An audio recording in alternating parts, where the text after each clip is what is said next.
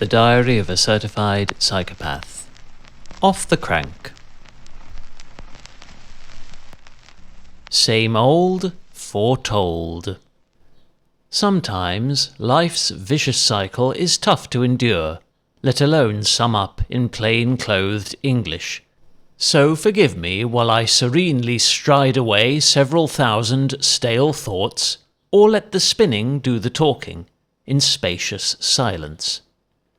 Pivotal metrics nowhere near varied enough for any detailed or constructive analysis, without involuntarily ridiculing the entire concept of structured training, by using the word steady to describe every non-existent effort.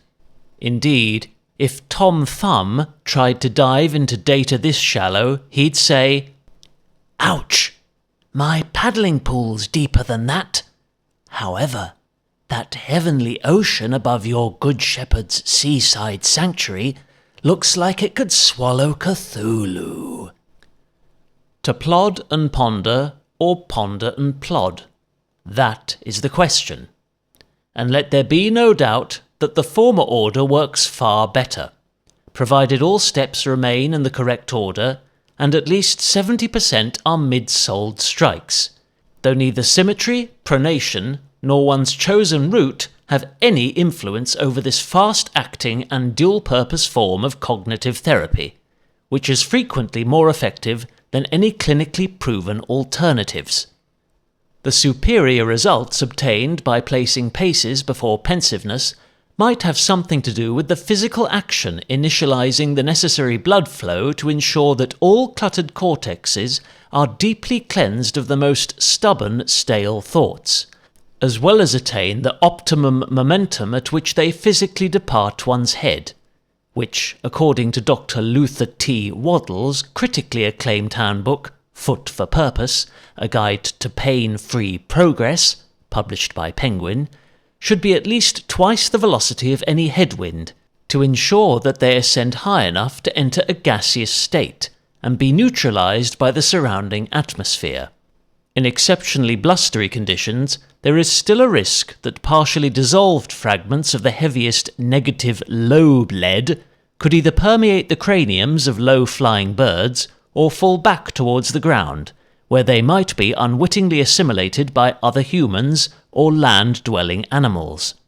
Waddell states in Chapter 37 that insects, reptiles and invertebrates are exempt from this danger due to all known strains of fear, uncertainty, doubt, and other destructive thought patterns being unable either to find the necessary neural capacity to regenerate or survive in cold-blooded creatures. Numbers are the root of all squares.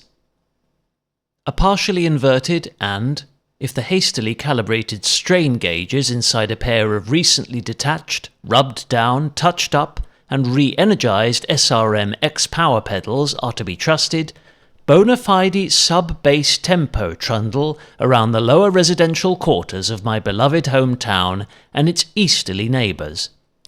With Dr. Garmin's infamously erratic senses steadfastly refusing to acknowledge the presence of my heart, even with his perished strap pulled tighter than a rabid Rottweiler's collar, and following one aggravated reboot, I had only visceral perceptions and functional appendages with which to verify whether or not metered power and palm-red pulse were zonally aligned. Having once again thrown thermal caution to the winds of fate in my choice of uninsulated attire, the inevitable chill factor that shall remain undetected by acclimatized science for as long as our tax-subsidized Met Office is equipped with state-of-the-smart air conditioning added a degree or two of ambient discomfort to the sentient sufferance scale. Wove my wily way back west through the treacherous tangle of crescents and closes that resides just above Manor Hall Road, where temporary ground traffic control has recently become a typically tiresome hindrance to all travellers incapable of triggering its car-conscious motion sensors.